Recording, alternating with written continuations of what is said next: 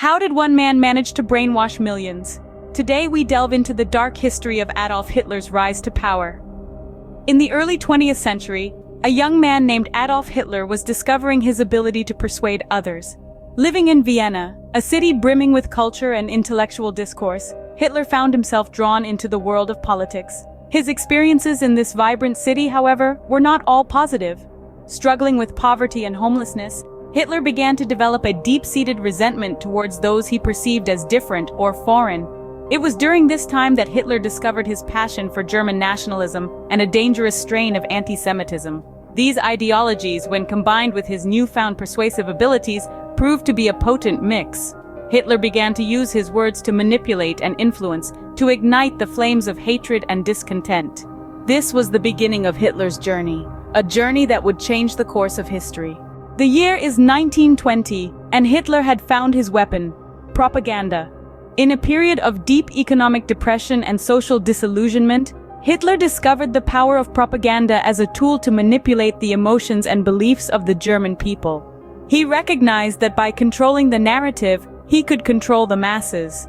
As a prominent figure in the Nazi Party, Hitler was instrumental in shaping and disseminating its propaganda.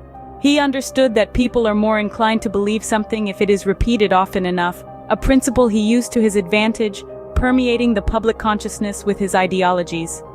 Symbolism played a significant part in Hitler's propaganda campaign. The swastika, an ancient symbol of good luck and prosperity, was appropriated by the Nazis. It became a symbol of Aryan racial purity and German nationalistic pride. The symbol was everywhere, reinforcing the Nazi narrative and creating a sense of unity and identity among the German people. Mass rallies were another cornerstone of Hitler's propaganda strategy. These grand spectacles, often held at night for maximum dramatic effect, provided a sense of community and power. Hitler's speeches at these rallies were masterclasses in manipulation. He was a compelling speaker, able to evoke strong emotions in his listeners. He used this skill to stoke fear of perceived enemies and to present himself and the Nazi Party as the only solution to Germany's problems. Through his speeches, Hitler painted vivid pictures of a prosperous future for Germany, a future only possible under Nazi rule. He tapped into the fears and hopes of the German people, promising them a return to glory and prosperity. But propaganda was not only about making promises, it was about creating an enemy. Hitler used propaganda to demonize Jews, communists, and other groups, blaming them for Germany's economic woes and social unrest. This scapegoating fostered a climate of fear and hatred that Hitler exploited to consolidate his power. With propaganda, Hitler had found a way to tap into the fears and hopes of the German people, setting the stage for his rise to power. By 1933, Hitler had climbed the political ladder and become the Führer of Germany. This period marked the beginning of a new era, an era dominated by the shadow of a single man and the chilling echo of his powerful rhetoric. In his quest to consolidate power, Hitler employed a variety of tactics. One of the most significant was the Enabling Act, passed in March of 1933.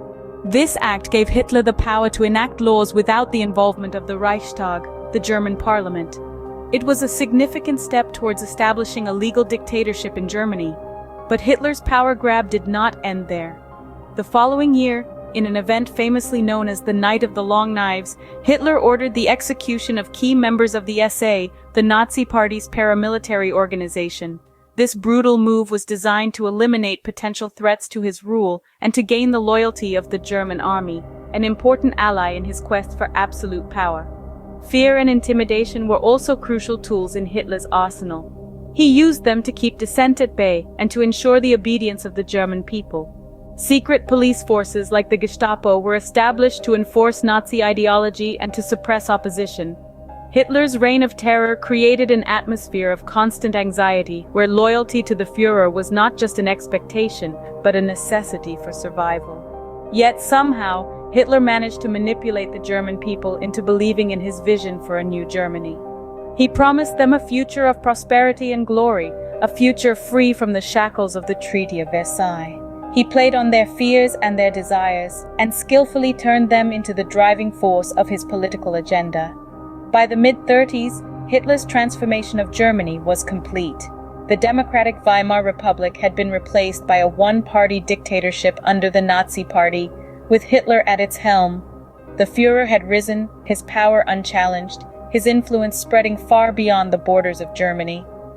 Hitler had successfully transformed Germany into a one-party dictatorship with himself at the helm. Hitler's manipulation didn't stop at the German borders. His final solution would wreak havoc across Europe. This chilling plan, aimed at the extermination of the Jews, was a cataclysmic demonstration of his manipulation skills. Hitler cleverly employed propaganda, promoting a narrative of racial purity and superiority to justify these horrifying acts.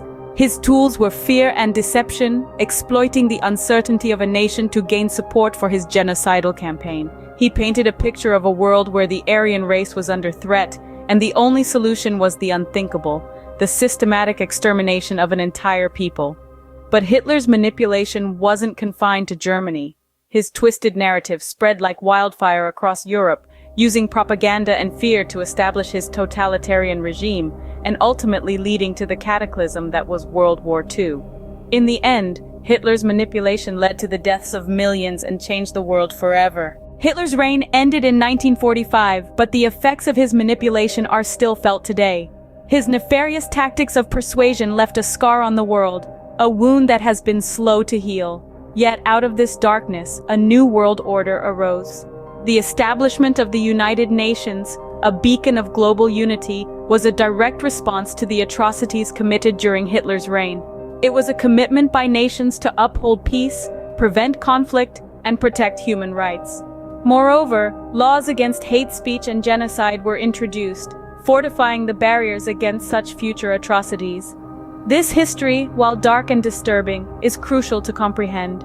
It serves as a stark reminder of the potential destructive power of manipulation.